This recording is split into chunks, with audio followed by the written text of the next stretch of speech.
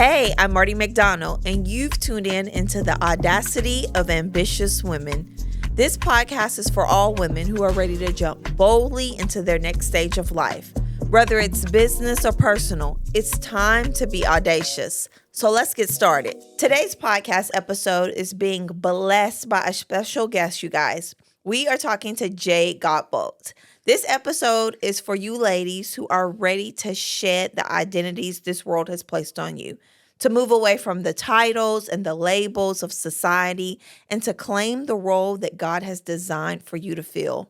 As a broke college student, Jade was obsessed with finding who she was through her hair. She grew up relaxing her curls, but not by choice, but by force from society norms and beauty expectations that she naively tried to live up to, but never really could.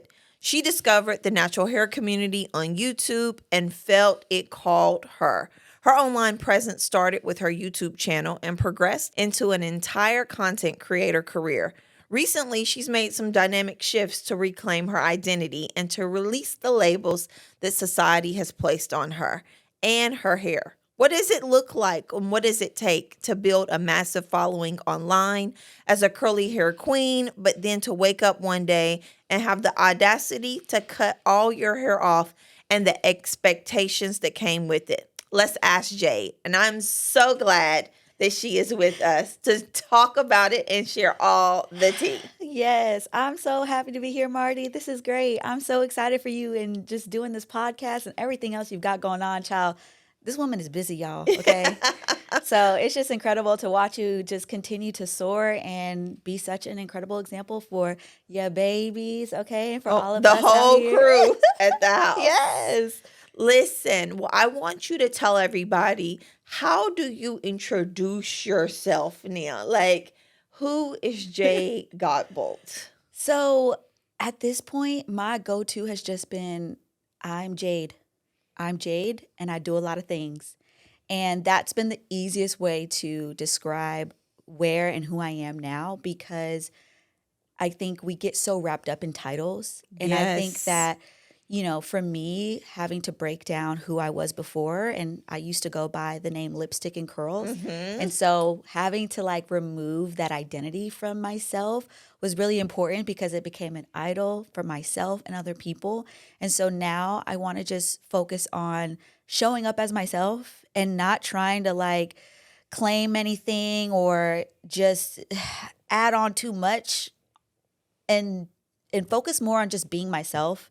And whatever I'm called to talk about, whatever I'm called to show up with, that's what I'm going to do. So yeah, I'm Jade and I do a lot of different things. Okay, so tell me, like, let's just walk back a second. Where did Lipstick and Curls even come from? So I had this idea back when I was in college, and this was like the summer between freshman and sophomore year. In freshman year, I started watching these women on YouTube, like posting makeup videos, hair videos. This is like 2009. And I was like, oh my gosh, I want to do my makeup. I want to like do my hair. And at that time, as you mentioned, like I was straightening my hair all the time. And I had this like idea. I'm like, I want to wear my hair curly, but I don't even know what my hair looks like curly because I haven't had it like that since I was a kid. So I was kind of also simultaneously in like that freshman depression of like being away from home. I was super independent, so I loved being away from my parents, but I don't think that I was prepared for like the amount of change that's required when you like start college and you're like, you know, trying to figure out who you are in this new space and being like a fish out of water. And so I was kind of like in this weird place where I was kind of like, I had a boyfriend too who like went to another college. And so it was just a lot going on. And my kind of like downtime, escape, creative outlet was doing YouTube videos. And so I started doing a little bit that freshman year, but in that summer between freshman year and my sophomore year, this name came to me. And I kind of thought about it a little bit, like I was like pondering. I was like, what am I going to call my channel? And that just came to me. And so it was just like, I want to talk about makeup and I want to talk about hair. So Lipstick and Curls, okay. And that's where it came from. Okay, so Lipstick and Curls has served you. It served you well, right? Like It did. it had a season, it had a Yes. moment, it served you well, right? Yes. What was the moment in time in the Lipstick and Curls brand that you built that you felt like, okay, I've made it, right? Yeah. Like when did that happen? I would say that feeling of making it happened when I got a Colgate commercial in 2016. Okay. So it was after like a really tough season of just okay, so let me back up. Let me paint the picture. So I started posting in 2010 on YouTube. And it was in 2013 when I started working with a couple brands, like natural hair brands.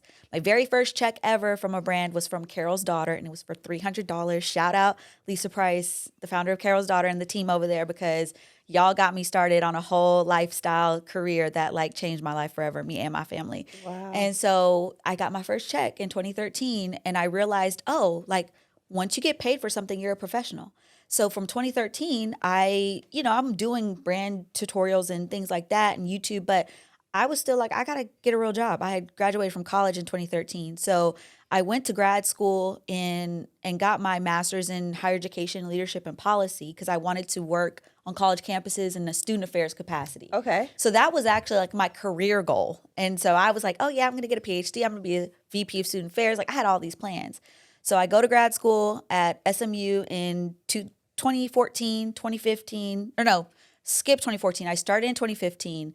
2016 was the year that I graduated from my master's program. But literally December 2015, I said, I'm quitting Lipstick and Curls because I got to focus on like my real life. And like, this is like play. And I had given myself like a summer between my grad program to like see if I could make enough money. So like if I did, I would like do Lipstick and Curls seriously. I didn't make enough money to pay my bills. So I was like, okay, that's it. So fast forward, I made a decision like December 31, 2015, Lips and Curls is over. I jump into 2016, January, and essentially because it was my last semester in grad school, I had to do a lot of different things like internship type of things that essentially you wait your whole grad program to do in the field or the specificity that you want to go into. So it was like 2 or 3 different things that I had been really looking forward to in my niche of like a career. And I got into those rooms and those positions and those roles and I hated it. And I was like, oh my God, like I actually don't like any of this and I can't do this. Simultaneously, the next few weeks, things went crazy. Like I get a cold email from an agency asking me if I want to be in a Colgate commercial. And I'm like, wait, what? I'm not. And they were asking for a beauty blogger. And I'm like, I'm not even a blogger. I make YouTube videos. Like I'm not. But they were like, no, the brand picks you out of like 200 some creators. And I end up getting booked for this Colgate commercial in Miami, like major, like SAG, like level, like you getting residuals from every time the commercial plays. I didn't even know this. I didn't have a manager. I didn't have nothing at this time. Wow. So, because I had let go of the lady that I was working with like a few months before, because I was like quitting, like there was no more. So I get that opportunity, negotiate the whole thing myself, definitely downplayed myself. When I ended up getting another cold email a couple weeks later from a woman that would end up being my manager who took my career to like a whole different level, mentored me in so many ways, but also like managed me and taught me a lot of things about the business. But whenever I first told her about what I negotiated for that Colgate commercial, she was like, we never gonna talk about those numbers again. Okay. Wow. Because she was like, you have no idea like what opportunity is out there for you and like what you could have asked for kind of thing. So it was like one of those moments where I was like, oh, okay. Like I didn't know. And when I was sitting on that set in Miami with another huge beauty girl, her name is Mariana Hewitt. She's the owner and founder of Summer Fridays and has done like so many other things. I'm sitting on set with her and I'm just like, this girl is like Allure's beauty blogger of the year. And I'm just Lipstick and Curls on YouTube. Like, I don't even know how I'm here right now. And that was the start of like things really taking off. It was like I did the commercial. This woman randomly cold emails me and I'm like, okay, yeah, let's meet in LA. And I ended up being in LA a month later for YouTube Black, the very first YouTube Black like gathering. They flew us all out to LA and put us in hotels and had all these amazing speakers. And so I met her there. We instantly connected.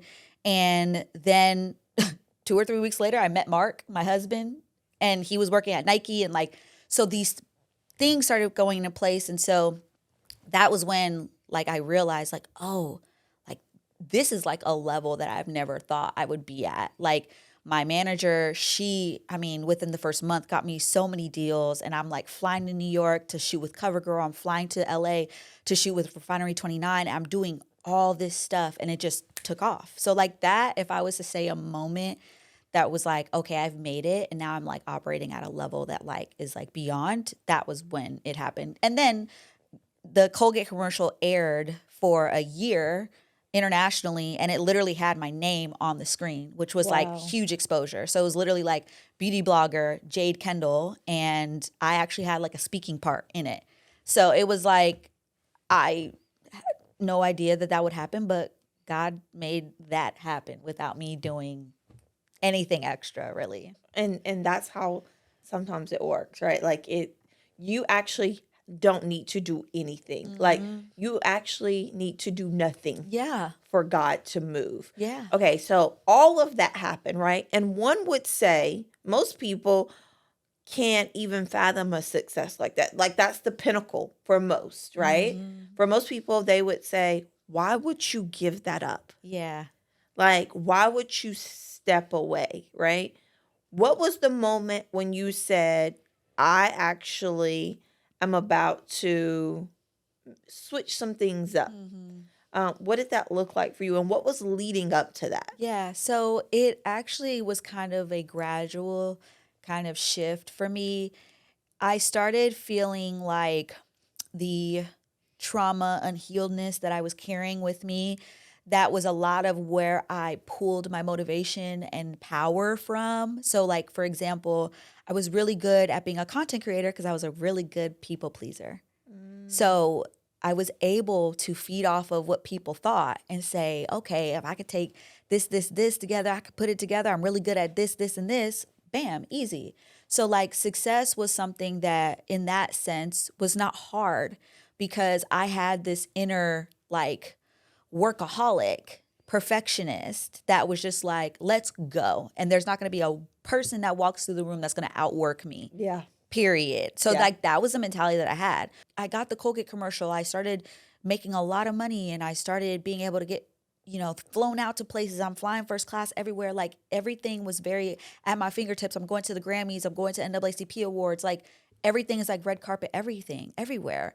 And I started realizing that in those spaces, simultaneously almost, it's like I would go be lipstick and curl somewhere, and then I would go home and I'd be depressed.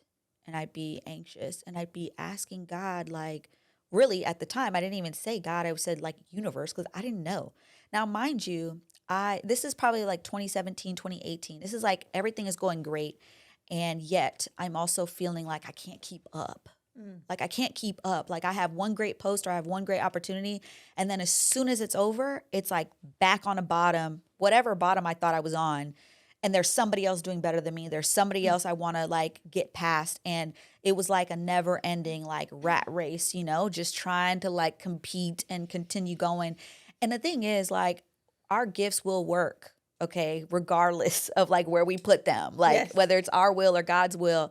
And I realized that when I was using the gifts God gave me, but I was pulling power from a place that wasn't Him, it worked for a while, but it always leads to destruction, right? So like, it's like, yeah, you can push yourself forward so much, but then you have to sustain it. Yeah. I started getting to a place where I couldn't sustain it. Like my mental health was like dwindling, and I was, partying, smoking, drinking. Like people didn't know that about me, but I was like a partier. And like my family's like that too. Like we've always like been hostess with the mostest types of people.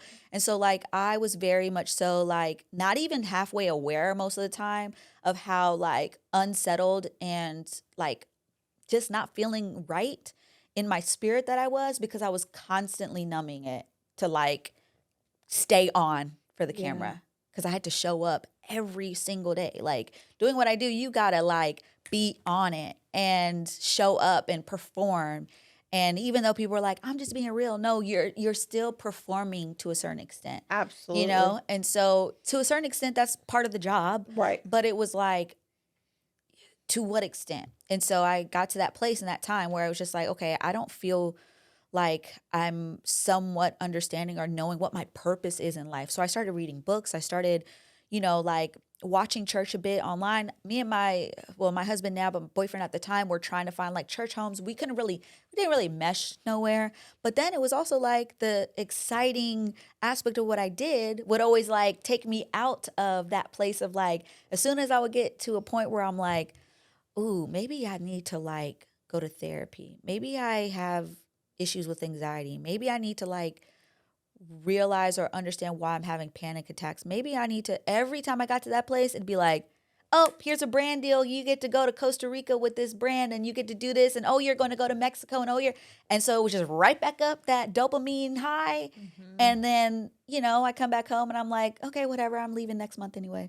Or if I felt bad, I'd just book a trip and just like escape and, oh, I'll go shopping or, whatever. And then my husband ended up, this is before we were married, but he told me that he cheated on me like during our relationship because we lived together for 3 years before we got married. Okay. And so he was working at Nike and we were living in Portland. So he worked on campus, had a big, hoity-toity job and all this kind of stuff. And so we were both very like ambitious, type A, like focused on our careers, but also play hard, work hard kind of people. And so he opened up to me about like, cheating, and he had been working on his spirituality like over the past year. So I'm thinking, you just had a change of heart. You decided to start being a man of God. But it really was because God convicted him one day and was like, you need to confess and you need to like get right.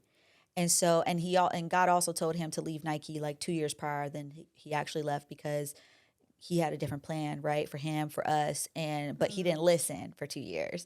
And so, essentially, when that happened, when my husband told me that he cheated, it not only broke this like fixation fantasy that I had of him, because you couldn't tell me nothing about him, child. I thought he was literally the best thing on earth. Like, you couldn't tell me. I had literally realized in that moment, and I would learn more through the next couple, 3-4 years after that, that I was never a person that like made idols out of things. I made idols out of people because I needed to believe in somebody so badly. So when he did that and he opened up that truth door, it not only crashed this deception, this lie in my head about who he was, because, it was a lie, one that I made up halfway and one, and one he projected in a way. But then I started realizing, okay, if he's not who he says he was, then like who else is not? But also beyond who else, I'm not who I think I am. Right. And so that flipped into soon after we got pregnant, before we were married, got pregnant with our daughter. And when I became a mom, that like hit me in the head because I had dreamed and imagined. Like I said, I like to idolize things, right? Fantasize about what I'm going to be. I did that my whole life growing up, and I became a mom. And I was like, I am not the woman I thought I was going to be. I'm not the mom that I thought I was going to be. I am so short-tempered. I have no patience. I have no like nurturing. Like that doesn't exist in me. I've been so wrapped up in myself, and I've been so pouring into this idol lipstick and curls. Because when I'm lipstick and curls, everybody love me. Everybody's saying yes. Everybody's doing what I want them to do. But when I'm just Jade, I'm not getting that.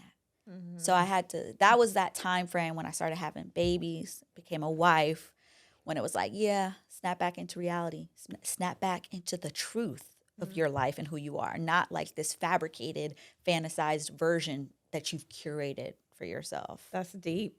That's a lot. That's a lot that had taken place over that period of time, right? And so when you guys were going through and you were unshedding, right? And you were really just figuring out your new place and lane, how was God being incorporated into all of this? So we started watching church. We started watching Transformation Church. This is in 2018. And the first like faith act we did was start tithing. That was like our first thing. And so we started doing that. We just started to really take what we were learning there from church and even virtually, like it really blessed us and really helped nurture us and teach us different ways of who God is and also like how to implement what it says in the word into your actual life. So it pushed us, not necessarily that we are like the traditional church people, because we're really not, but it got us started in a direction that allowed us to grow in our relationship with Christ for ourselves. So like we, and so we were watching church, and then just started incorporating and started really trying to take the values that we were learning from biblical values into our real life. And my husband and I, like, we are the type of people, like, we can't fake it. So it's got to be real or not. So like, as we were trying to do these things, it was awkward at times. Like I could tell, like, oh, you trying to be kind right now because that's a fruit of the spirit, and like stuff like that. But stuff had to come out of us, and we had to go through that unlearning and relearning kind of like process. And so that was cool until like we really got into that. And so we did premarital counseling before we got married, and we ended up being abstinent for 6 months before we got married, even though we already had a kid and we're living together. But through that premarital counseling with 2 pastors, so it was biblically, sound, they were also very real and raw. So we really opened up, and that's when I even learned that my husband at the time had a porn addiction. That's also when he really started opening up and told about his sexual molestation as a child and as a teenager by people who were affiliated with church. And so I never knew that he even grew up super churchy, like very that way. Like he didn't have his first drink until he was 23. And we talk a lot about this on our podcast, because we have a podcast called The God Boat Life. And so he's been open about all these things that I'm saying publicly, but he really started opening up about those things in that season. So as that truth door was open. So now truth was coming out, and it could not be held back. And so it was like, okay, now I got to face like even the cheating. The cheating wasn't him. First off, I got to separate the person from the sin. And also how I'm going to be mad, because like we were in sin. We're fornicating before marriage. So how I'm going to be mad? Yeah. But you still feel pain. Yeah. So it's not like you can't be mad now because y'all weren't married. No, like I was mad though. Reality was I was mad. I was hurt. I was disappointed. All these things. And so how do you get through all them emotions, and how do you unpack all that? It takes time. It takes God's grace and his love.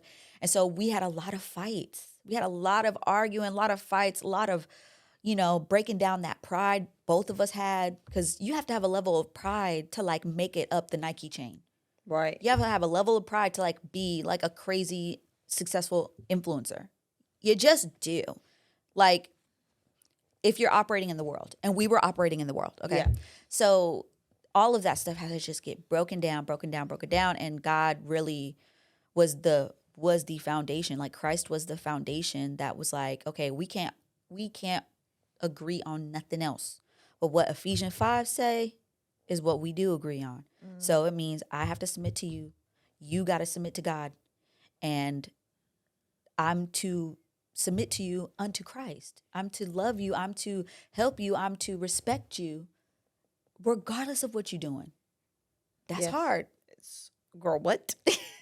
And all of this is happening. And how are you engaging with your audience while this is happening? Oh, I like low-key step back. Yeah. Like I was kind of like not non-existent, because I was still posting here and there, but there was like a year and a half or so where I was not as active. I couldn't be. I didn't have nothing to pull from. I used to pull from competitiveness and self-glory and pride. I don't do that anymore. But I really don't know how to tap into God's power yet either. So I'm in this weird, awkward place where I'm posting stuff, but it's just me throwing stuff at the wall. It's just me trying to, okay, this is still what I do. I still love what I'm doing, but I'm kind of confused as to what I'm even here for. Yeah. And then not to mention, I also went through postpartum depression, like in the midst of this. So I really took like steps back and had to go to therapy by myself for some healing, and just like a lot of,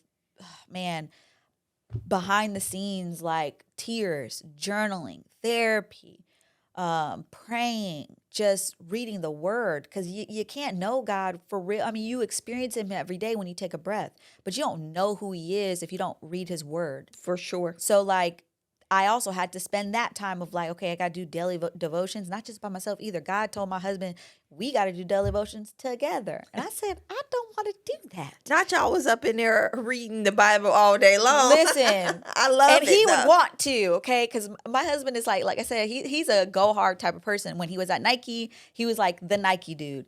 Now he's like the God dude. So like he's like goes in, and so he was in that first part of his phase of like really like getting into the world and building his relationship. So when he goes hard for something, he goes hard for it. So he would want to do devotions for like 2 hours. And I was like, I don't have time for this. I've got to work. I've got to do stuff. And so, and then he would also, you know, learning how to lead. Yes, and that's Oh my that God. they need a whole class for, because the submission of it is, men think it's one thing, but it's actually something but that's a Totally whole nother different. episode. No, for real. That's a And whole- so whole nother I had episode. to not only grow and heal and all this kind of stuff on my own and learn my position as a wife, but he also had to learn what kind of leader and what kind of husband he was. And it wasn't always cute. It was a lot of like, sir, you can't control me. Right. And you can't tell me what to do. Right, You can't right. force me to go here and talk about this and answer your questions because you think these is what the question we're supposed to answer about what we just read in the scriptures. Yeah. Like, that's not where I want to, you know. So it was a lot of that, a lot of kicking and screaming. I can only imagine. Oh my gosh. And then he was like, babe, God told me like we got to spend every Wednesday together. And I was like, a work day? Wait, what? When the kid ain't here? Like you, what? So I was mad about that. But what God was doing was setting a foundation for us. Like our communication is so, like we are so here because we did that and we obeyed in that season. Like sometimes I feel like people are like expecting God to give you a play-by-play or a playbook as to how to like save your marriage or like become a healed person. It's not that. It's obey here. Obey here, obey there, do this, do that. And you don't understand. Obedience will be rewarded. Period. 1,000%. Always. And it's always just one thing. Yep. And if you feel like, okay, God, I've been doing this one thing. What else you want me to do? Nope, he didn't tell you nothing new. So keep doing what he said. Stay there. Until you believe that you've been released from that thing. So like we don't have to spend every Wednesday doing that anymore. But what it did is it established a not just a routine, but a foundation point of our marriage. Like me and my husband talk all day long, every day about everything. And if we not together, the first thing I'm gonna do after this, I'm gonna go tell him exactly what we said the whole time. Yes. Like I'm gonna tell him a play-by-play of everything. And anytime we have people at our house or we go somewhere, it's like, okay, pillow talk. Okay, what'd you feel? Yeah. And what did I feel? Yeah, okay. yeah. And what did we observe? Because also during this time, which was interesting, was that, you know, God will start with you, right? Get you right. Then he'll, if you're married, your husband, you, right? Your family, your household, but then it'll be the outside relationships, right? So we started going through these wild situations with family, with friends, where it was like, y'all ain't on the same page and it shows. Because you're getting caught up in drama that you wouldn't be in if you were on the side of your husband. Yeah. If you were paying attention to your wife. Like we realized really hard lessons of like, oh, like we could have avoided that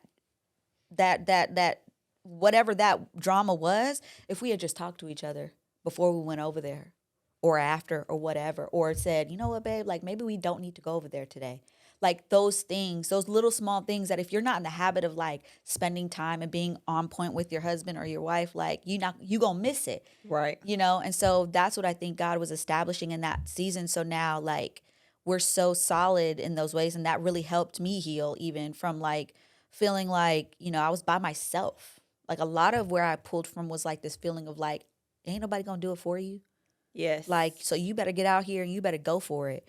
And it's like, no, like God has been putting this this phrase on my heart like the last couple of weeks. And I'm like, I don't know what you want me to do with this, God, but whatever.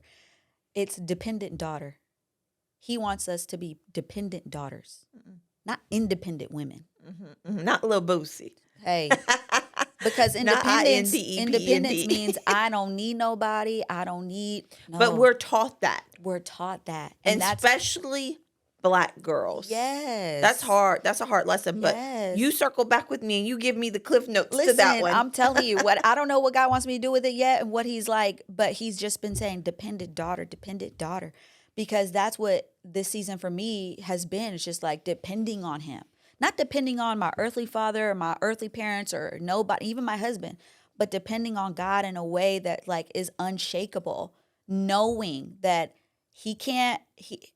I can't force anybody to do anything, and he's not going to force anybody to do anything. So if anything is to come to me through somebody, it's going to be because they've agreed with him, or they're in alignment, or even unknowingly agreed with him. His will is being done in my life. And it's not me trying to push my will on somebody else, or forcing myself, or forcing what I want into a situation. And that's what I mean by like dependent daughters. Like, first off, like, it ain't me, it's him. These kids I got, they're not mine. They're not my responsibility. They're his responsibility. Mm-hmm. And he will give me the wisdom to, raise them up the way that I'm supposed to. He's given us that in his word, and the way that I experience him, have a relationship with him. Like, he gives me the kindness, the patience, the wisdom to walk with these children. So I say, Lord, this is your mortgage, not mine. Oh, listen. Okay. Yes. This ain't my marriage, it's yours. Like, and that detachment has also been so freeing. For sure. Oh my gosh, because it's like, it ain't on me.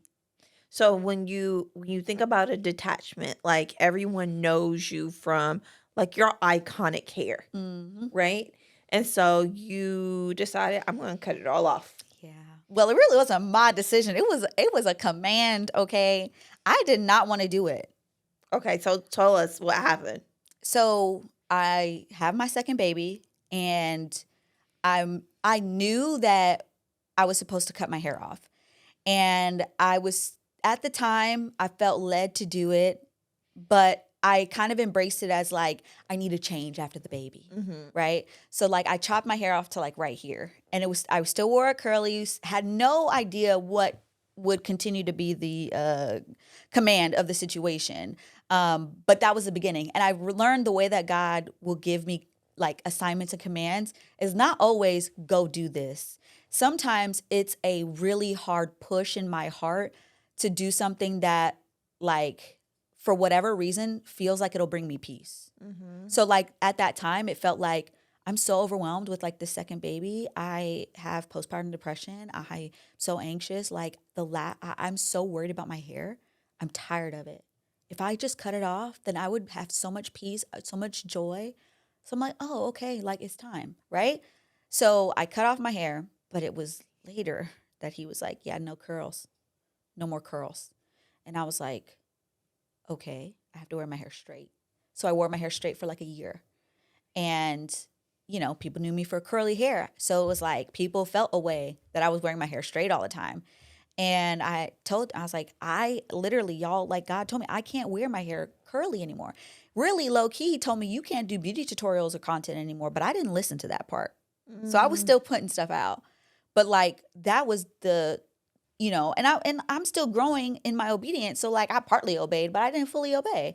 So I still was struggling with stuff behind the scenes because I didn't fully do what he told me to do. Yeah. Until earlier, December 2022, when I like chopped it all off and like completely started fresh and really said, okay, God, I know you've been telling me that I got to talk about you on my platform and I can't be who I was before.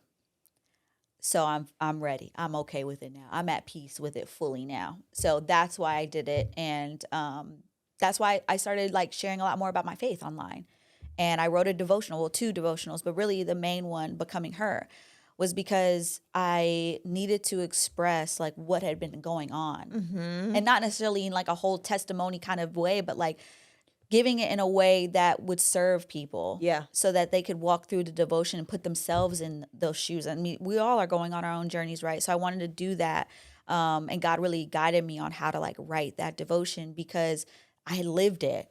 And I'm like, for me, it was, lips and curls in this like social media thing and like sharing, going from like being very worldly and very that way to like being more faith focused. And what was your audience saying? I mean, people was not here for it. Yeah. That's the short answer. People was not here for it, but I went through a span of like maybe 2 or 3 years where I just lost thousands of followers. Like there was no growth. Engagement numbers, metrics, terrible. And that was painful because how you going to break me down as a person and break down my business? Like, because in 2020, my husband left Nike. So he left thinking he was supposed to start his own brand, and he did. But the pandemic threw everybody off. Yeah. But also for me, my business went up in the pandemic because everything went virtual, digital. So we had an incredible couple years there, and so we were able to buy a house and we were able to like do some things. But it was still hard because I wasn't the same girl. So like kind of in the beginning, I was still getting booked off of Lips and Curls and who she was. And it wasn't until October 2021 when I changed my name. So I'm losing all the SEO of 10 plus years. All my press links don't work anymore, like all that stuff. And I knew that when God told me to change my name, I knew that, but I didn't really think about it.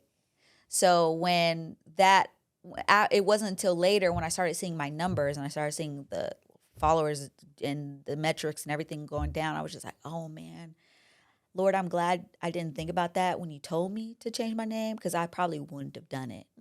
I would not have done it. I would have been too scared.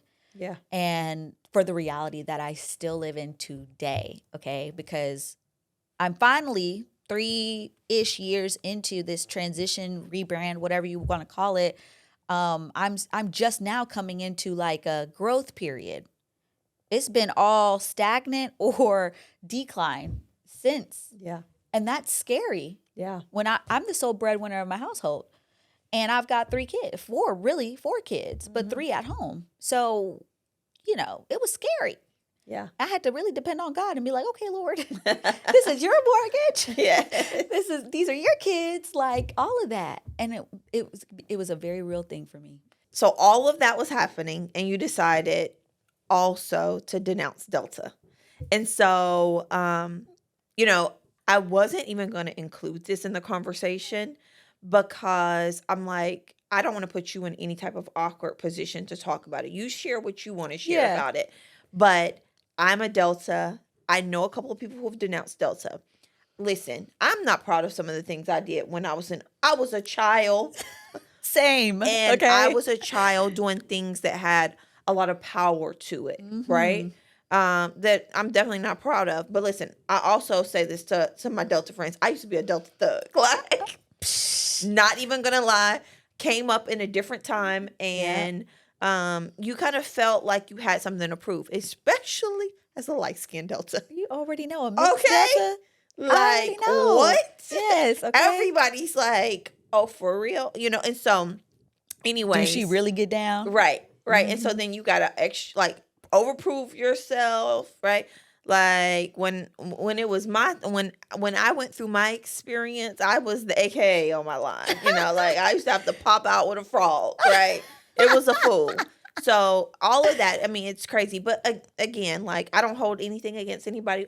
We were kids. Yeah. And the girl that I was then, I'm not. I am a woman now, and in such a different way. And so why did you feel like you had to publicly denounce it in the way that you did? So it's interesting because I used to be the same way. I was so Delta forward with everything. Like if I'm in it type of person. And so that was included Delta. So much of my professional mentorship, even spiritually, like the Delta women in my life when in college and after were the only people pointing me to Christ. So like it wasn't this, traumatic, terrible experience. I loved it. I was a chapter president. I was part of bringing girls in. Like I was part of all of these processes, right? And for years and years, you couldn't tell me nothing. If somebody denounced, I'd be like, child, good. Like, you know what I mean? I used to be that person as well. And I hold nothing against anyone who feels that way. I totally get it. And so it just, for me, earlier this year, I'm in my prayer time, I'm talking to God, and he just says, denounce Delta. And in my heart, I was like, okay, I have to repent.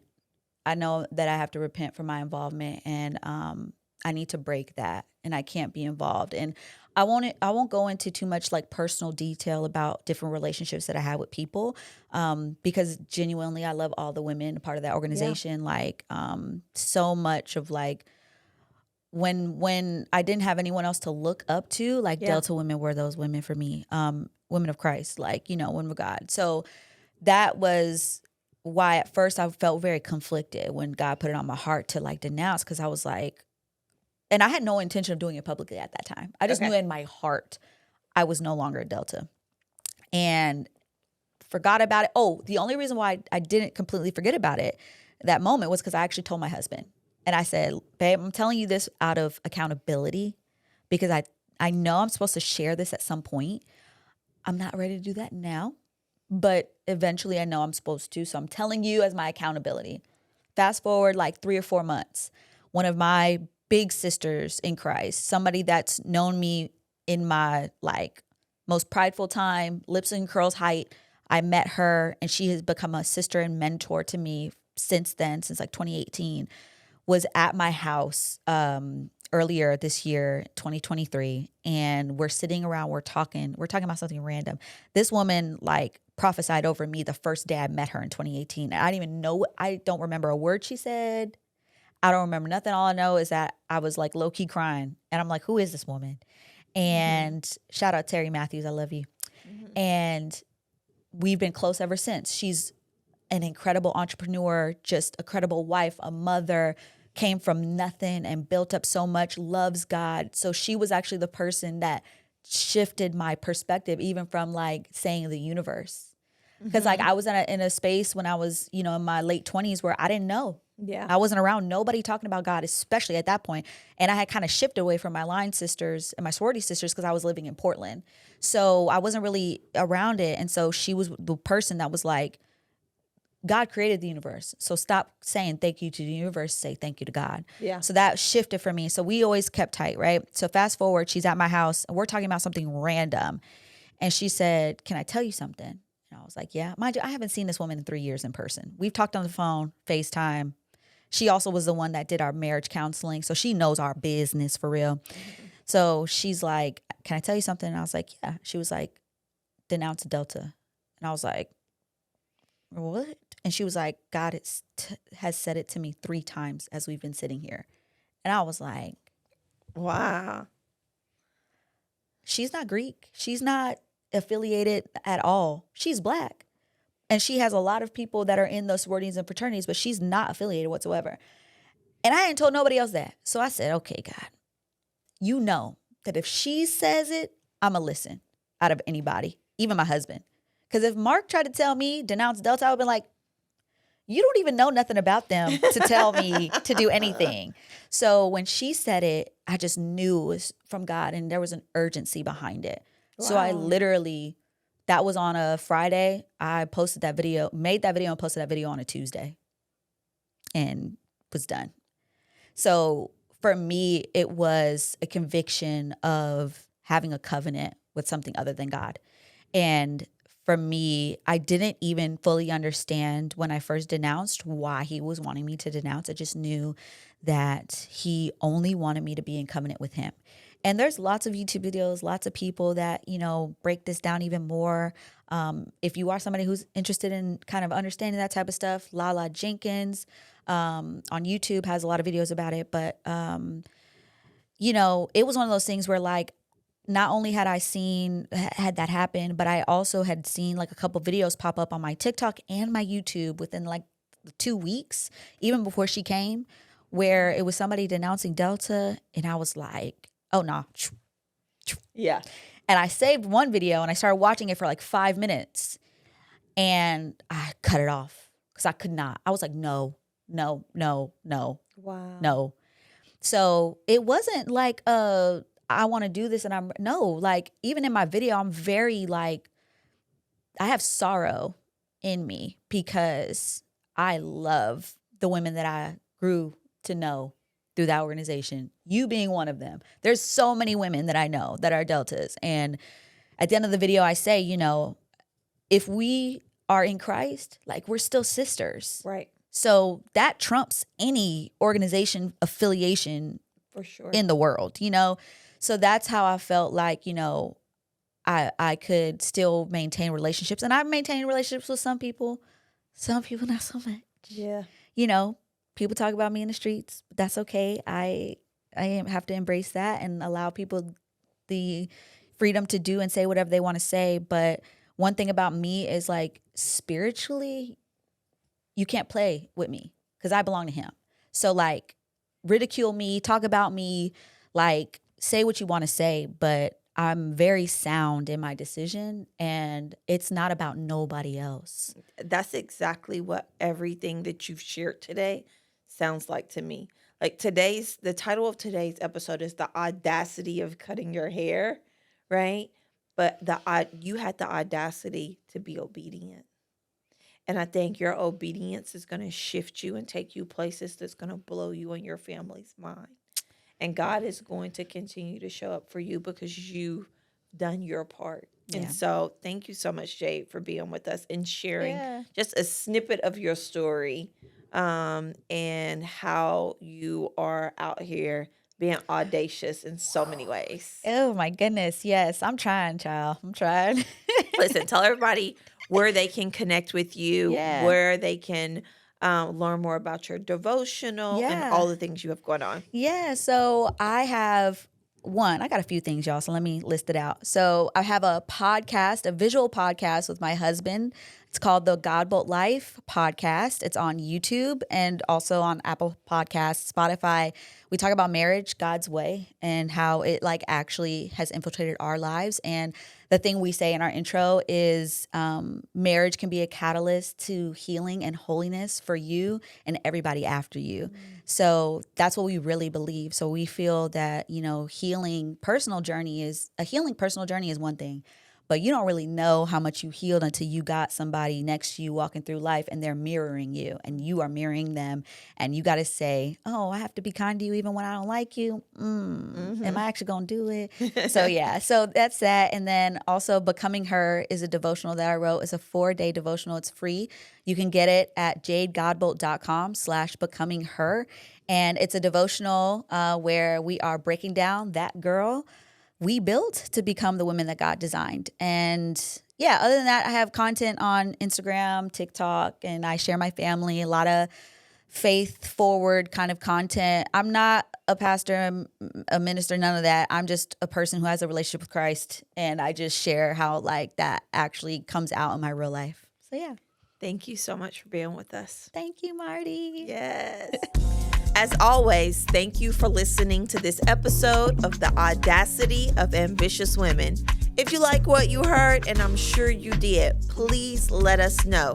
Make sure to subscribe to our podcast and drop us in the group chat to spread the word. It's time to be audacious.